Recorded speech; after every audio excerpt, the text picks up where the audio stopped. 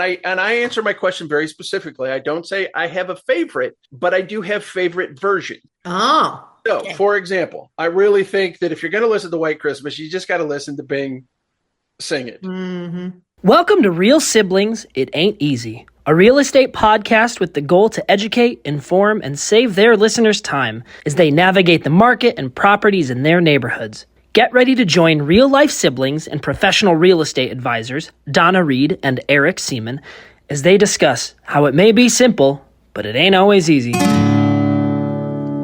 Every time I think about the places I have known, I realize that times have changed. So I'll do what I can to make this house into a home. Yeah, yeah.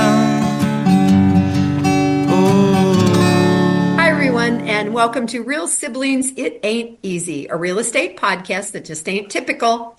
I'm Donna, and he's Eric, and we are the Real Siblings. We're both professional realtors with Keller Williams, and for your reference, he's Santa Claus, I'm not. Holidays are over. He's taking it easy for a couple of days, I think, and then he'll start thinking about it next year. So we're recording this on the 26th of December for a 28th release date. Whew. Right. That is Boxing Day. That's true. In, I believe, the United States, in Canada, New Zealand, Great Britain, and Australia. That is correct. I had a client this morning tell me he preferred red boxes. I was like, okay. Anyway, while the topics may vary and our conversations go in a lot of directions, we try to provide our listeners with insights into the industry of real estate and equip them for their next transaction, along with a lot of diversity and weaving around related to lifestyle, which is kind of where we're going today, huh, Eric? That would be correct. It is the end of the year, and we are wrapping up the season, the year with holiday stuff. Really well put. Yeah, you alluded to it, but I did. We're both talking about, before we record, like we always do, what's normal anymore. The traditions we had, the things we did that were so, I don't want to say, maybe regimented sounds militaristic, but were such a part of our annual routine. Right. There was no question. Yeah. It's these things were happening. Yep. And here we are, 50 years later, 40 to 50 years later, right? Yeah. And not quite so much. Yeah. And that started with the hunting for the tree, right? Oh, absolutely. Yeah. Wow. If you go back. Absolutely. Yeah. Think that all the way through. And at some point, since you just brought that up, I think we need to get Pee Wee or Mark and Laura or Bob, Mikey on a Zoom and talk about the craziness of hunting Christmas trees, the Lyerleys, the Seemann Christmas tree hunt for 10 years or so. However many years we did that. Yeah. Yeah. And hot dogs in the snow and baked beans on an open fire. And there were no chestnuts roasting. No. I remember baked beans and hot dogs and falling through the ice. And those are the memories. Chestnuts. You're right. So what was your routine has totally changed. It's been an evolution over the years as you've become more and more involved with Santa, which is what we talked about. But even to the point of starting some of that in the summer to have the production for the end of the year.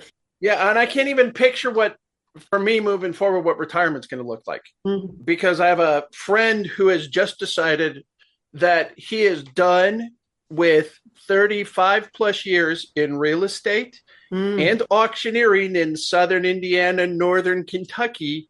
Oh. And he is leaving it all, walking away to Santa Claus full time. And he just finished up his season from Kentucky, working 7 days at the Hong Kong International Airport as Father Christmas. Did we talk the last time about this whole international thing and how there's big Santa conventions and stuff, right? Wow. We did. We briefly, but this is, as I say, I haven't even had a chance enough to connect with him. I just told him he got this new, amazing, green, authentic fur Father Christmas thing. And it's like, where the heck are you? Did you end up in England? And he goes, no, Hong Kong, but that's why the Father Christmas. Yeah. because they have so many Brits who come in and out of Hong Kong with family and business relationships and everything that still exists in Hong Kong. So what does that look like? I don't know. And yes, I have been very, very, very busy. My last thing that I did was about 11 o'clock in the morning on Christmas Eve. And so if we go back to our childhood, it was pretty much a given. We would hunt the tree. Dad would make the wreath, especially when we were on Main Street when you were really little, and he would use the greens from the tree or another tree and create the wreath that went around that front window at 107 South Main. 107 South Main. And then we would go through the season. We always went to church. We were always in a Christmas play, as youth and as youth fellowship. And then we went Christmas Eve. I think maybe there was only one service, right, on Christmas Eve because it was a small church. We're a small town. We were not at one of those things where you had, our church this past year had a 2 o'clock, a 4 o'clock, and a 6 o'clock Christmas Eve service. And we had 11, 5, 7, and 9. All different. And Lindsey Trinity has una más. Right. Right. One service. But as part of this, when we go back to the real estate piece of it, after we had moved from Main Street and we were in the 1868 house that was right across from the church, right? There's comments from people through the years about how they knew that we had the little candles in all the windows. So again, tradition. Even that was a tradition. The fact that Dad actively sought out auctions to find those and estate sales to pick one or two more wreaths so that from the top of the house in the mansard roof, the attic area, the two windows up there had wreaths. Yeah. Then all of the windows, the only window on the second floor that did not have a wreath was the one where the circulating fan in the center room was mounted in the orange room at the top of the stairs because it just faced out to nothing, a one-story mansard roof. And then downstairs, we put red wreaths. If the Christmas tree wasn't there, there was a red wreath in the window. The 3 in the library study, the one that was also in the same room facing the church. We can sing tradition. So after... So I'm trying to think Christmas Eve and then Carol and Candlelight, if they were two entirely different services. I only remember Carol and Candlelight as much as anything, because by Christmas Eve, we had to do it after the Carol and Candlelight is when folks had to come over. Right. Because Christmas Eve, if we went to church, we were climbing in the car and we were headed to Gibsonburg. That's true. To get together with Lyerly's, or Lyerly's were headed our direction. Right. Because it was their year to come to our house. And that was happening even when I had moved back there and I had little kids. Right. So there was this interim time of when we first got the Christmas trees with Jack and Nancy House and Jim and Bill and Dad's. Yeah. Yeah. And back like Jim, early that Bill days. has passed away. Yep.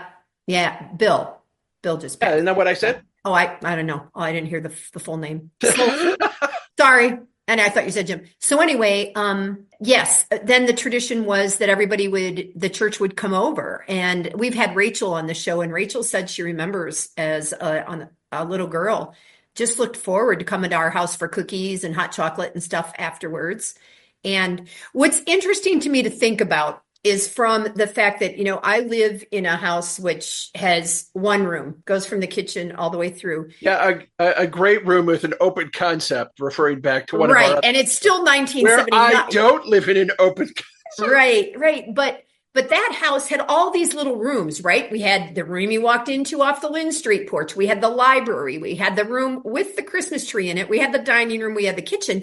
And I think of all the people that came and went because it was cold. It wasn't like it was here. It was, 80 degrees the other day. So it must have just been stand up only. Nobody worried about if everybody could sit down because there was no way that everybody could sit They were down. mixing and mingling. I think we might have had 3 people on one sofa, 2 people on each of the love seats, and a couple of people would share the piano bench. Yeah. And they would just kind of mix and mingled and stood around, and Dad made his famous eggnog. Frosty eggnog. Which is in the Grow and Glow cookbook under as Frosty eggnog. That's so funny because Caleb asked me the other day, we were doing this game that you have to name 3 things in 5 seconds. And one of them was 3 things in eggnog besides the eggs. And he goes, do you have a recipe for that? Like he had no idea. And of course it was a a virgin. Exactly. Eggnog. There was no There bourbon was or no anything in booze there. in the nog. It was just Yeah. creamy, uncooked egg custard, right? Yeah, which was delish. 10,000 calories, but it was good. So then we go, and then our tradition was, as you said, Christmas Eve with typically Lyerlies as the years went by. And then Christmas morning, opening presents. And gosh, how old were you when Grandpa died? 14. Christmas 14. 1979. So Grandpa would come from Chicago Yep. and be there through Christmas. And when Grandma Seemann was alive, she was there. I can't tell you if they were ever both at the same time. I really do, because Grandma would normally come in ahead of time, and Right. I think Grandpa would move out, and Grandpa would move in, and then, because as big as the house was, we really didn't have guest room. Right. It's really interesting to think about. And then sometimes we would be taking Grandpa back to Chicago after Christmas. We'd drive back, and anyway, and then we got to New Year's. And do you remember our family trying to play Old Lang Syne, like when you were like with Mom on the piano, Dad on the trumpet? I had either a violin Did or you have to play the violin? Yeah, and then tubas. Like, no, we didn't have any tubas at the house. I never brought one home the whole time I played. If Dan had a sousaphone, maybe during marching season he had a sousaphone home. It just makes me laugh to think about us all trying to play Old Lang Syne with that mishmash of instruments, and then did Ken ever have a drum pad when Ken started a drum pad? Oh, Ken definitely had a drum pad if he had a snare when he first started playing drums, it had the rubber pad with the thicker portion where snare drummers were supposed to drum, which is the center of it. And so, and part of our tradition also was based on heritage, which everybody has this. It's really fun to see who makes what based on their heritage. So you just mentioned that you made the cutout cookies. This is the first year almost in my entire life that I didn't make cutout cookies that have the cardamom in them, which is the recipe that we got. And were you doing? And I was thinking about that. I consider that to be a family recipe. I do too. Do you? Because I have never found another cookie recipe that has the cardamom in it. You would have to be looking in Sweden for sure. Okay. And that was my question. Is that a Swedish thing, or was it from Grandma's German side of the Borgels? No. If you were to Google, I'm pretty sure I did this. If you were to Google countries' use of cardamom, I think Sweden's number 2 in the world. And I think that has to do with trading spices back in the day. And they put that into their cinnamon rolls, which may not have cinnamon, they might have cardamom, So that was definitely from the Swedish side of the family. And I think when we were little, Mom always just used a shaker, but I do a mortar and pestle and get fresh ones, Well, and I needed to replace because I had some ground, but it had been so long since I made it. I opened it up, and if you can't smell it, it's like, okay, there's clearly no taste here because I can't get any of the aromatics. So even as expensive a spice as it may be, and it's not inexpensive, cardamom compared to cinnamon, a nutmeg or a cinnamon or pumpkin pie spice or whatever. Yeah. I got the cloves for the first time, and I broke the mortar. Yeah. So I had to use an ice cream scoop. I had the pestle, but I did not have the mortar to grind it. So it's like, what am I going to use here? Ice cream scoop. So I took the ice cream scoop out and I used that in the mortar and pestle to ground my. But you MacGyvered the spice. Had forgotten how much I like our family recipe. It's different, and what was also interesting is I made a double batch, and in the course of making a double batch, I had light brown sugar and I had dark brown sugar. And of course, the dark brown batch looked like they were burnt. I did that with peanut butter cookies. Because they're so much darker. They tasted fine, but they were darker. Amazing. And I wondered scientifically if there's some difference between a dark brown sugar and a light brown sugar. Or molasses. Yeah. So you should, technically, if you have really, really sensitive taste buds, you should be tasting a difference. Okay. Yeah. So that, I have to say, from my standpoint, one of the things I wrote down is there's a favorite cookie.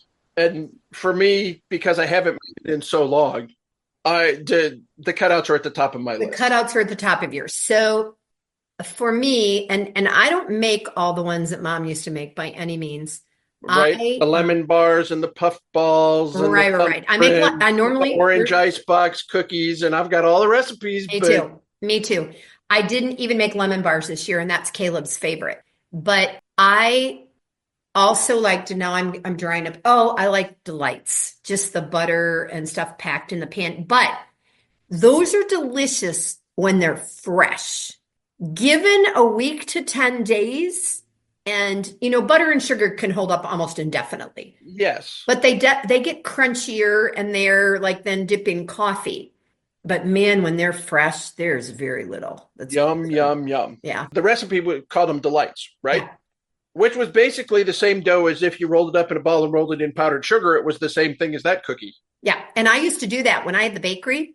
I would, I'd make a double or triple recipe, and I would pat them in the pan and do the regular recipe with the pecans. I would roll them in a dough and smash them a little bit and put a line down the middle with a wooden spoon where I would put jelly, and then I would cut them.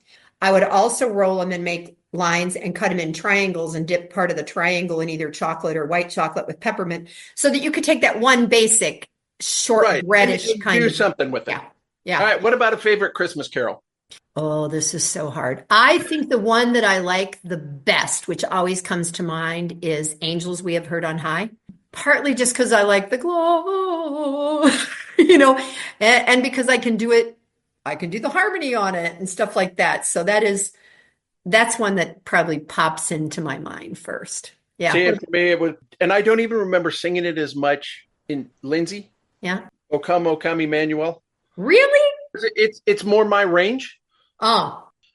We were singing Gloria the other day, and I remembered having to learn to say in egg shell. Sees Dale. Yeah. Right.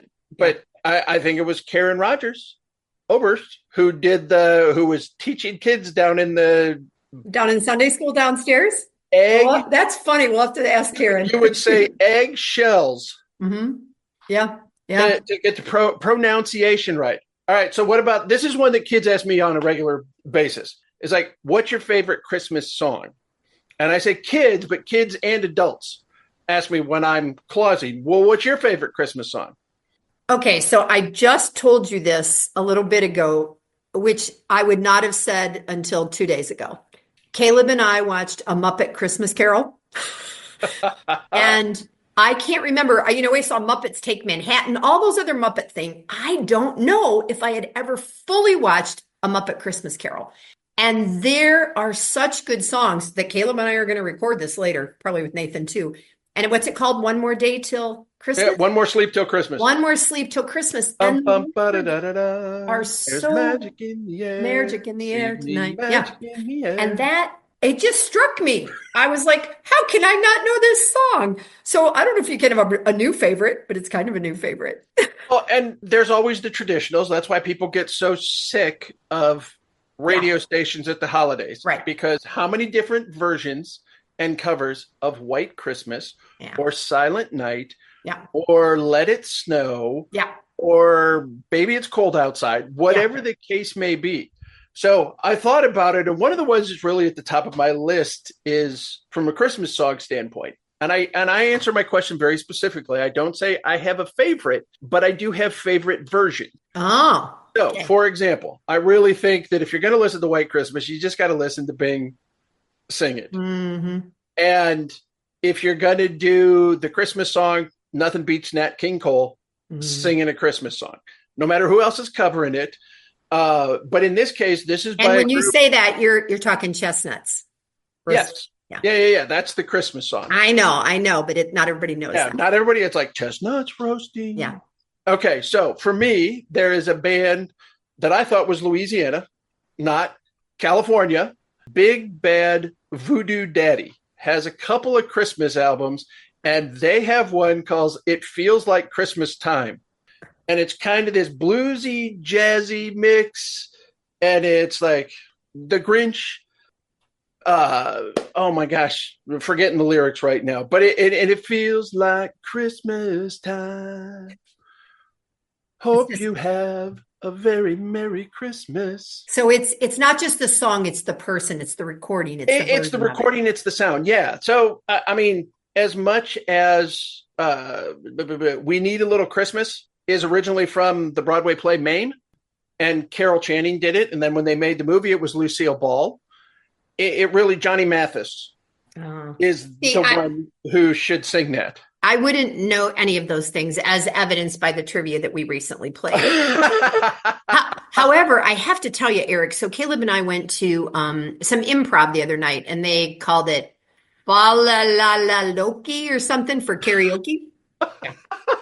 And they had people put songs in a box during the intermission, and then they were pulling out the songs, and they were supposed to do improv around it.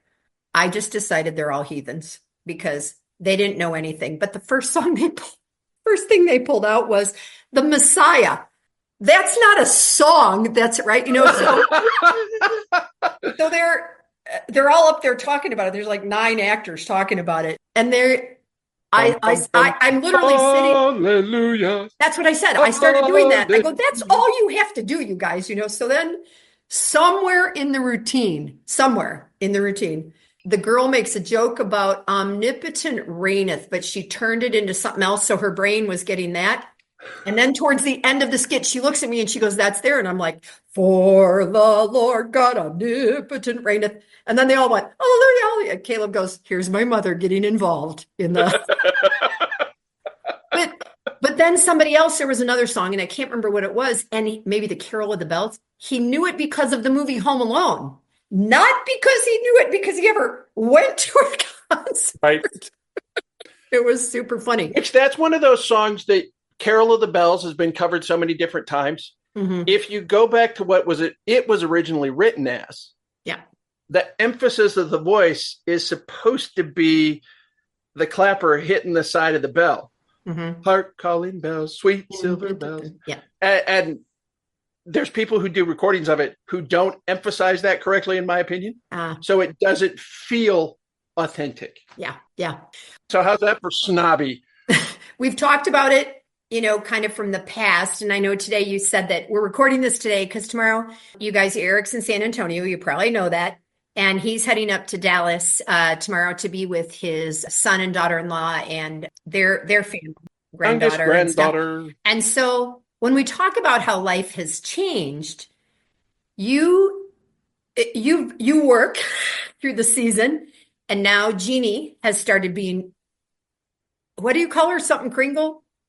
Okay, so I set up my Instagram account Kringle as being Claus. Kringle Claus. And so she is KC. Mrs. Right. KC. So she's done some with you, which is great because you get to be together.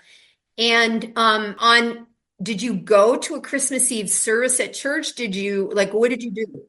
No, we didn't do Christmas Eve because for us, we have done stuff with the family, whoever's here on Christmas Eve. And because of Steph being in from Arizona and Tegan and Peyton coming in from different parts of, and when Rich was coming into town, part of that is we always focused on Christmas Eve because the kids' dad, Steph and Rich's biological dad, Richard, his birthday is December 25th. Oh, wow. Ever felt like we were going to try to compete, make them fight. That aspect of blended families just made no sense. Yeah, why fight about that? Us. Yeah. It's like, you do you, and but see us on Christmas Eve. So that's what we did. And I had a couple of requests for stuff on Christmas Eve, but like I said, one of them was our church going, well, we need you there at 2 and at 4 and at 6. And I was cooking dinner and family was coming over and Jeannie was had to work until 4:30 in the afternoon on Christmas Eve as a nurse. So, okay. So I had another question. We talked cookies. We talked music. What about a snack? Do you have a favorite this came up snack in the game too, because Caleb went Chex Mix. And then they were going to use Chex Mix for their first skit. And then he goes, holiday Chex Mix. And the lady in charge goes, okay, we've got enough of you or whatever. But the whole skit became about holiday Chex Mix and that Santa was mad that they forgot the sprinkles. That was hysterical. So what about for you? Is it also Chex Mix? Oh yeah, absolutely. Chex Mix. And I made it. I think if you go to my Facebook page, it's still the background image is a big bowl. And I took such a great picture of it. I'm going, Man, this would be an amazing puzzle. That's right. You did say that. Shoot the picture and turn all the different shades of golds and browns and everything together. It is funny. I've had to modify the recipe because I give it out to clients. Occasionally I'll go out and I'll carry it with me, or I'll give it out. I took some over to my little neighbors, and because peanut allergies are such a thing now. Oh yeah. I don't include peanuts. Interesting. And because Elsie lives here, my mother-in-law, and she has dentures. Easier to eat. Yeah. The peanuts are hard. So I just don't use them. And I've substituted, I add some sort of like a cheddar, like a goldfish or something like that. I tried Fritos one time, and I think the Fritos I felt like made it too salty. I try to go to a lower sodium now anyhow. Yeah, I don't alter it that much. I want to mention my routine, and I'm going to allude to what's behind me, because routine is not even the right word, because it's different every year, not knowing who's going to be here, what's going to happen. I plan very little. So tonight is karaoke. But one of Caleb's friends who is Jewish was here. So last night we lit the menorah with the first Hanukkah candle. Behind me, this, by the way, is the hutch that Dad built for me back in Ohio.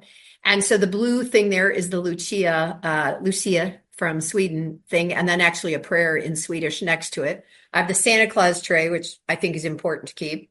And then behind me, for those of you that we were talking about the manger and how old they are, Nancy Lipstraw, I know you said you still have that one. There's several of us that's from the early 80s. And so some of those things become my traditions, but there was nothing about the rest of the routine. No, on Christmas Eve, I went to both an 11 o'clock service with the kids. Caleb went with me at 7. He wanted pizza from his favorite place, so we picked up pizza for lunch. Let's go to Mama's? Yeah, he wanted a slice of Mama's pizza. Yep. He worked there.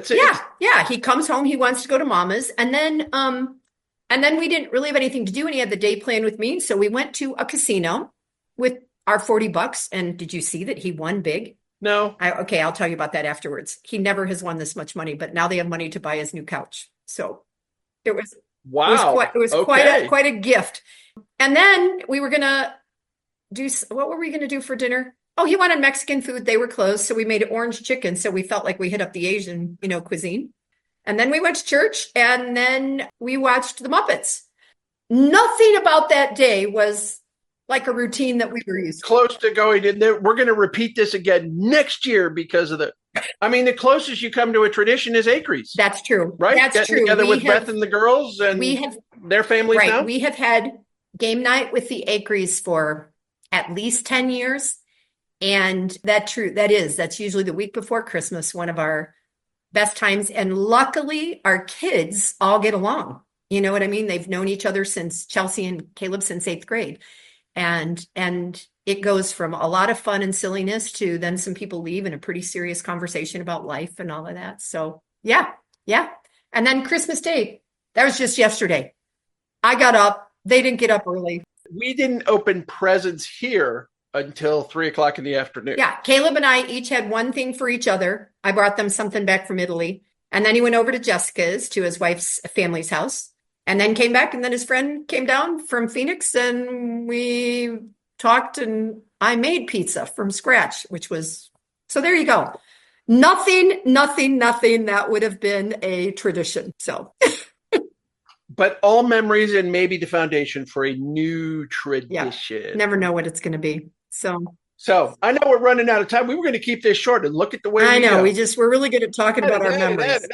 Yeah. So thank you, everyone, for listening, joining us, spending a little bit of time reminiscing about the holidays. I will have to say that we put our emails at the bottom of every single one of our podcasts. Send us a note, send us a text, connect on social media.